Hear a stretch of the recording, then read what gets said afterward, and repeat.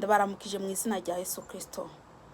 Abantu bose aho muri hose isi yose munyumviriza Yesu Kristo nabampera umugisha ukuri. Yesu Kristo abakunda.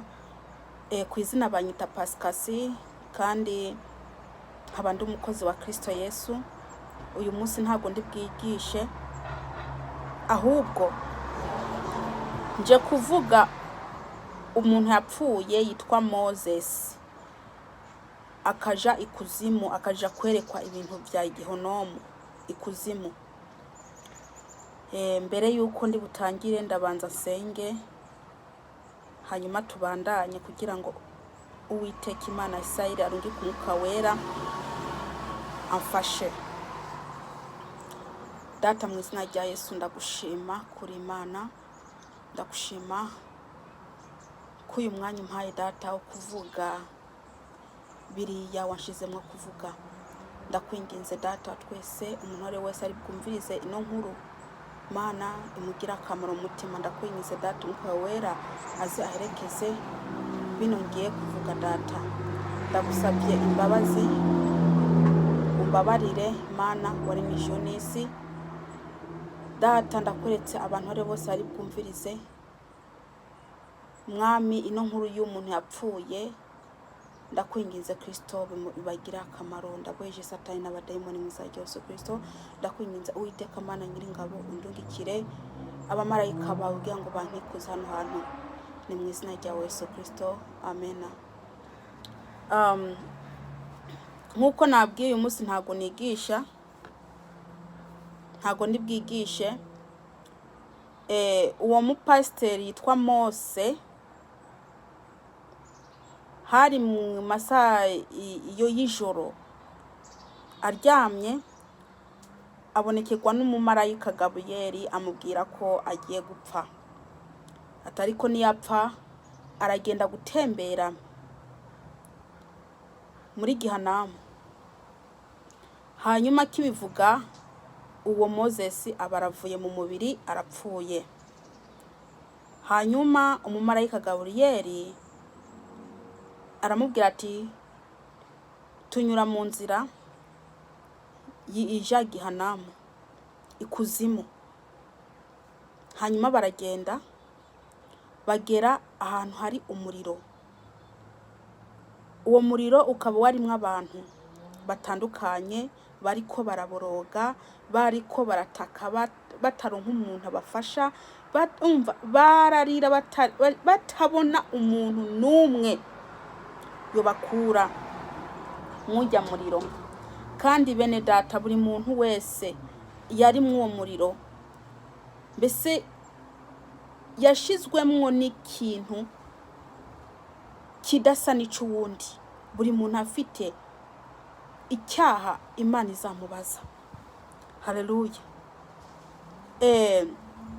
Hanyuma uwo Moses, uwo mupasiteri arabaza uwo marayika Gaburiyeli, aramubaza, hariho umukobwa yari afite imyaka 17, yaratangaye ko yamubonye mu muriro. Uwo mukobwa yaravuga ubutumwa, uwo mukobwa yari umukristo, yabona ari umukristo, ariko biramutangaza n'ukuntu amubonye mu muriro. Hanyuma arabaza Gaburiyeli, marayika Gaburiyeli, icatumye ujya mukobwa aja mu muriro. Hanyuma marayika Gaburiyeli azana intuzenye video, arazana video aramwereka. Bene Data, reka ndababwire n'ukuri, nubwo tubigisha iby'Imana mukabifata binenegwe, ukamengo twebwe turiko turabatuka, ntago tuba turiko turabatuka, ahubwo tuba turiko turakora akazi k'Uwiteka duhamagariye. Uwo rero pasiteri bamwereka video y'uwo mukobwa. Baramwereka ukuntu yari yambaye agapataro k'akabana, mu gutambuka yatambuka yinyonga, kandi we kandi we ntabyo yabona, mbese sinzi iyo ntambuko ko ariyo mbese yari murimwo, sindabizi, ariko intambuko yiwe n'ako kabana yari yambaye, yanyuze iruhande y'abagabo. Amaze kubanyura iruhande bose baramwihweza, baca baramushaka kuryamana n'uwo mukobwa mu vyiyumviro. Rero marayika Gaburiyeli abwira uwo mugabo ati hajye yanyuze bariya bagabo baramwipfujije yaryamanye, ati yatumye bakora icyaha cy'ubusambanyi mu vyiyumviro. Bene data, murazi ko umuntu yiyumviriye akabona umuntu akamwiyumviraho ko baryamana, n'ubwo tuba wabikoze mwene data uba usambanye. Ivyo rero ibyo mukobwa ntago yabimenye, oya. Ibindi nabyo baguma mwereka wo pasiteri, bamwereka umukobwa yambaye akajipo kagufiya cyane ariko aratambuka mu muhanda. Ibyo byose arabimwereka, hanyuma aramwereka kandi ukuntu yarambaye ijipo ngufiya igera ku mavi, ijipo yagera ku mavi, afite n'umushatsi usize irangi, ari imbere y'abantu ariko arababwira ubutumwa.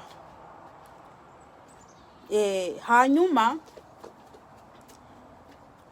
ibyo byose nibyo yamubwiye, n'ibindi byinshi.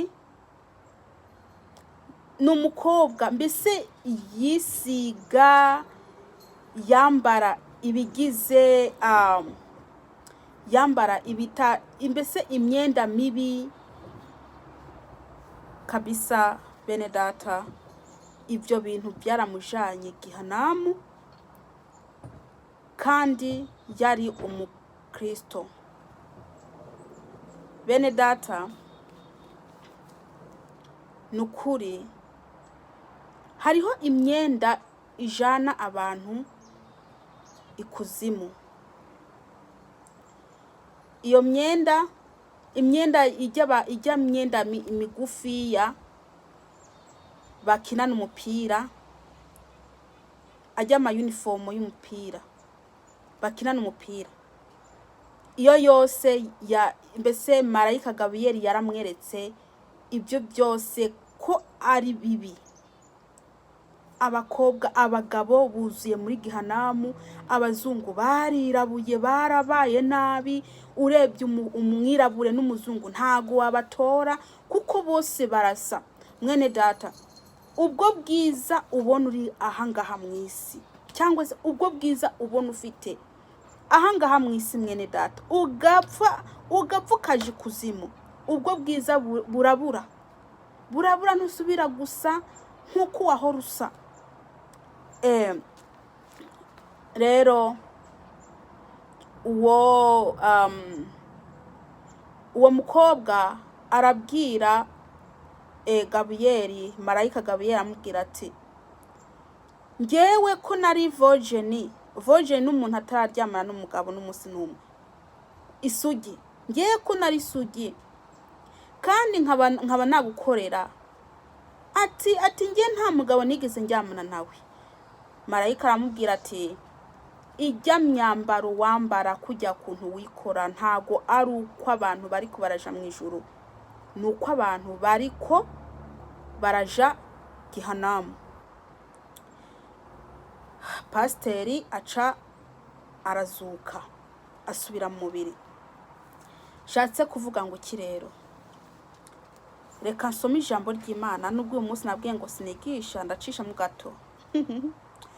Dusome mu Baroma 12 ku murongo wa mbere ngeze ku wa 2.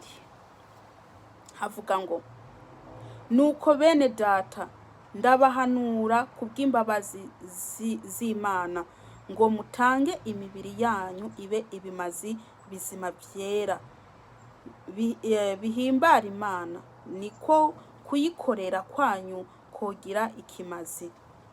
Haleluya. Nukuri ba Kristo turiko turaja mu ijuru, ariko mu ijuru hari y'amategeko. Nkaha mwisi ukuntu ahangaha mwisi uriko urajabuka kuja mu kindi gihugu, ukwiye gukurikiza amategeko ya kiriya gihugu. No mu ijuru hariho amategeko agenga ijuru kugira ngo uze ujeyo. Bene data, ego abantu baguma babwira ati Imana ireba mu mutima gusa, nukuri bariko barabayovya mwene data. Ese wasenga ukiyiriza ukabaza Imana uko umukristo ari mwaraja mu ijuru, ukuntu abakwiye gusa n'ukuntu abakwiye kumera. Konzi neza ko Imana ya Isirayeli kivuga yakuvugisha, yakubwira. Ngenda baha akarorero. Iyo umuntu akiri mu isi atarakira Kristo, hari abantu usanga bambara bisiga, ariko yamara kwakira Kristo ugasanga ameze nka kwa kundi. Reka ndababwire, dukwiye kureka gusa n'abakiri mu isi. Satani arafite abiwe bamukorera, kandi murababona ukuntu bameze, ukuntu bigira. Nawe mu Kristo ushaka gusa na bariya, bakiri mu isi, kandi uvuga ko wakiriye Kristo Yesu.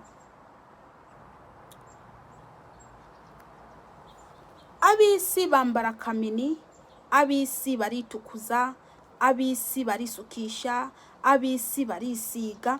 Nawe we mu Kristo wavuye mu isi ukaja kwakira Kristo, uracasana babandi. Reka ndababwire bene data, murashobora kwa muvuga ati ndabaciye urubanza. Nukuri ntabwo ndiko ndabaciye urubanza, ndiko ndabayobora inzira ija mu ijuru. Nta kuntu Uwiteka yabuza kanaka kwisiga no kwambara dutoya no kwambara amaherena ngo yemerere bariya kwambara amaherena, kwisiga no kwisukisha. Ibyo ntabwo ndabyemera, kuko nzi ko Imana ya Isirayeli ari yera, kandi no mu ijuru harera, kuko uburiyo nuwera. Ntabwo nakwemera yuko Imana yakwankira kanaka kwisiga no gutoboza amatwi ngo yemerere kanaka ngo yisige yitoboza amatwi. Bene data, none uri kuraja mu ijuru? Oya tuvugisha ukuri, nturi kuraja mu ijuru, si ijuru uri kurajamo.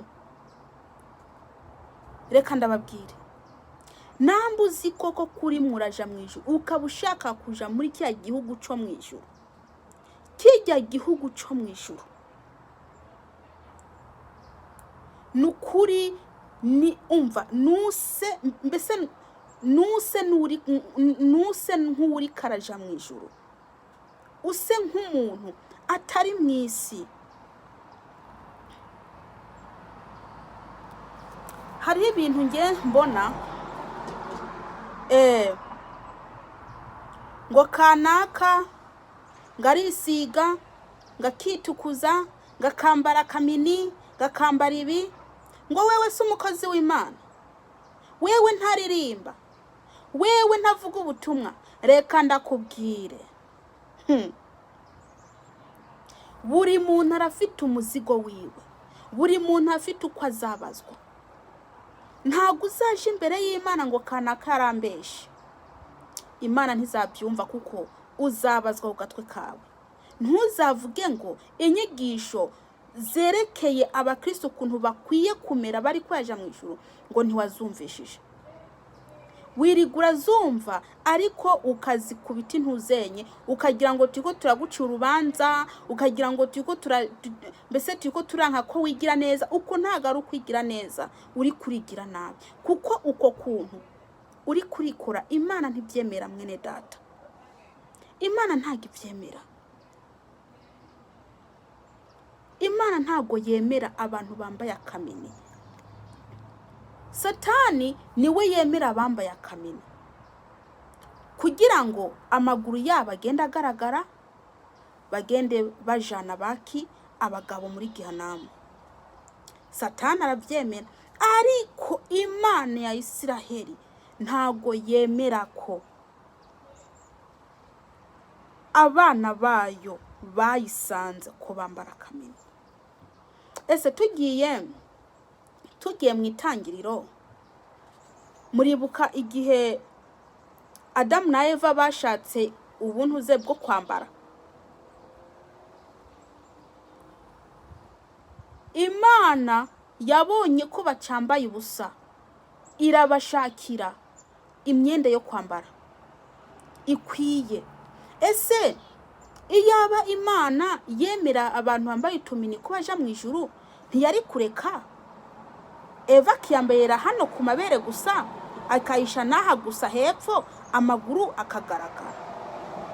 None ko yabashakiye imyenda bakwiye, nuko Imana idashaka kubona umuntu yambaye ubusa. Imana ntishaka kubona umuntu yigize nabi kandi yitwa ko ari umukristo. Mwene data, mukwiye kugira iki? Mukwiye guhinduka.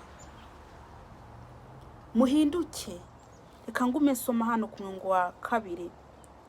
Ntimushushanywe n'iby'iki gihe, yamara muhinduke rwose mugize imitima mishya, kugira ngo mumenye neza iby'Imana igomba, nibyo byiza bishimwa bitunganye rwose. Ngo ntimushushanywe n'iby'iki gihe. Bene data, gusuka ni icyaha, kwisiga ni icyaha, kwambara utumini ni icyaha, kumwa ingohe ni icyaha, kwisiga ku munwa ni icyaha, kwisiga ku nzara ni icyaha. Imana ntago ibyemera. Mwene data, washaka uvuge ngo ndikunda guca urubanza. Nta rubanza ndikunda gucira, kuko ndikunda kwereka inzira nziza yo kuja mu ijuru. Ngiye ubona narisiga ku munwa no ku ngohe, umushatsi narasuka, nasukisha umushatsi w'amafaranga menshi, ariko Imana iranzaho irabimbuza. Ndizera neza ko hariho n'abandi yabibujije, ndizera neza ko bariho. Imana ishaka ngo umuntu ase nka kuriya yavutse ameze, ngo ntidupinge Imana. Ndakubwije ukuri, nambuzi kuri kuraja mu ijuru. Nureke kwisiga use n'Imana, wemere wiyange. Ni wiyange mwene data, ni wikunda nta juru. Ni wiyange ibyo bintu wisiga ubireke nimba ushaka kuja mu ijuru. Ariko se mwasenze, mwabasha Imana kizababwira. Ndinde mvuga menshi. Nimusenge nimba koko mushaka kuja mu ijuru, musenge Imana muyibaze. Imana izababwira. Musenge Imana muyibaze uko umuntu w'umukristo ari kaja mu ijuru bakwiye kumera. Nukuri Imana itazababwira.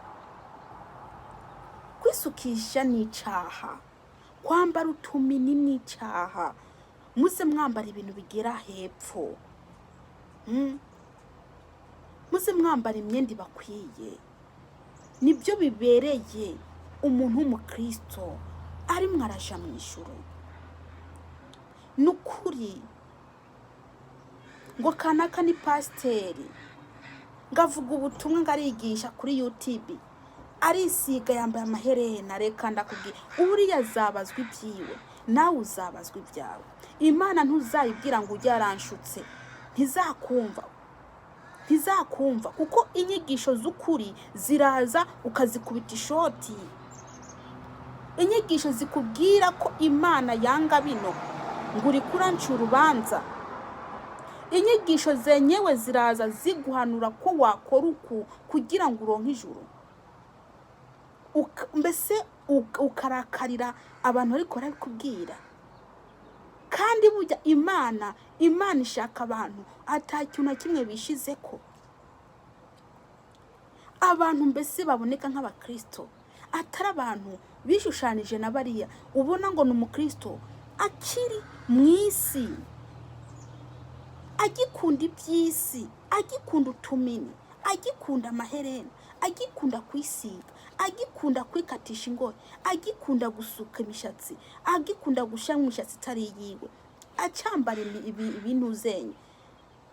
N'abagabo nuko mwabagabo mwe namwe mwambara mwikwiza, kwambara utumini mukatureka, kwambara ibinigi n'ibinyangari byose mukabireka. Nimba koko uri kurashaka kuja mu ijuru, naho kuvuga ngo Imana ireba mutima gusa, nukuri umuntu ariko arabikubwira, nukuri yakuyobeje. Niyo mpamvu umuntu ariko ahubwiye inyigisho zenyewe, inyigisho z'ukuri zikujana mu ijuru udashobora kuzumva kuko yagupakiyemwo. Amatwi yawe yarumvishije ko Imana ireba mutima gusa. Nukuri pe ngo nimushikirize imibiri yanyu nk'ikimazi cyeranda cyemegwa n'Uwiteka. Arikara kubesha uwo muntu akubwira ko Imana ireba mutima gusa. Uri kurabeshwa. Ese upfuye upfanye herena waje hehe? Upfuye upfanye urwo dutiro waje hehe? Ko inyigisho ziguma ziza zikuzaho uzikubita ishoti ngo Imana ireba mutima gusa. Ndazi ko Imana mbese umutima n'urushengero rw'Uwiteka rwamarukirinye, ariko inzu nayo iki ni kizu. Umubiri n'inzu y'umwuka wera ukwiye gufatwa neza, ntufatwe nabi. Reka ndababwire ibi byose ndiko ndababwira aha, muntu uzaza uvyumviriza ukabifata menegwe, Imana ntiyabikubaza ntuvuge ngo ntabyo wumvise, kuko Imana yantayije ngo nze mbwiza abantu kuri ntaciye ku ruhande. Umuntu azaza yumva inyigisho ndamuhereje agaca azifata uko yishakiye, mbese amagambo yiwe akava nk'amagambo mabi, hagukora ico umwuka ariko aramutiga gukora agatukana. Ndakubwije ukuri Imana ikabikubaza, ntuzuvuge ngo ntiwabyumvishije. Denge nzavuga ngende, nuko nzavuga ngende ico Imana izaba yashatse ko ngiye mvuga kizaba carangiye. Rero ubu ufite amatwi niyumve, bareke kuguma bababesha ngo Imana ireba mutima gusa, ireba no ku mubiri. Urazi ukuntu uri mwiza utisize ikintu na kimwe, urazi ukuntu uri umukobwa mwiza, urazi ukuntu uri umumama mwiza utisize ikintu na kimwe, uberewe neza. Erega uri mwiza ataco wisize. Imana agukunda. Niyo mpamvu tuguma ducishaho zino nyigisho kugira ngo turebe ko wohinduka. Izo nyigisho zipfuye zo kuvuga ngo Imana ireba mutima gusa, turebe ko Imana yaguhindura ikakwereka ko ireba no ku mubiri. Imana yareba no ku mubiri. Reka kwigira nabi. Umubiri wawe n'urushengero rw'umwuka, n'inzu y'umwuka nako umubiri wawe. Bene data, Yesu nabahezagire. Uyu munsi nabwiye ko ntigisha pe, kandi murayibona ndiko ndaganira namwe. Yesu Kristo abagiye neza, ndabakunda n'ukuri ndabakunda pe. Niyo mpamvu ngewe nzabigisha ico Imana ishizemwe, kandi ntabwo nzaca ku ruhande. Sinzaca ku ruhande, nzakubwiza ukuri. Niwa byanga uzabibazwa buri cyo cyose uzawumva hano nigisha. Ni wapfa uzakibazwa. Ntuzuvuge ngo ntacumvije kandi wacumvije. Ukiritseho gusa ukumviriza ukayimara umenya ko Imana izaba yanditse atuyu yawumvishije kino ariko ntakikurikiza. Bene data mube maso. Reka senge. Data mu izina rya Yesu ndagushima ku iyi video duhaye. Data ndakwinginze data yigisha abantu benshi. Urakoze Kristo, umuntu wari wese ari bwumve umuhezagire. Ni mu izina rya Yesu Kristo, amena. Ndasaba ku bantu bataragira subscribe mu mufyonda ukanu gatukura nawe akenge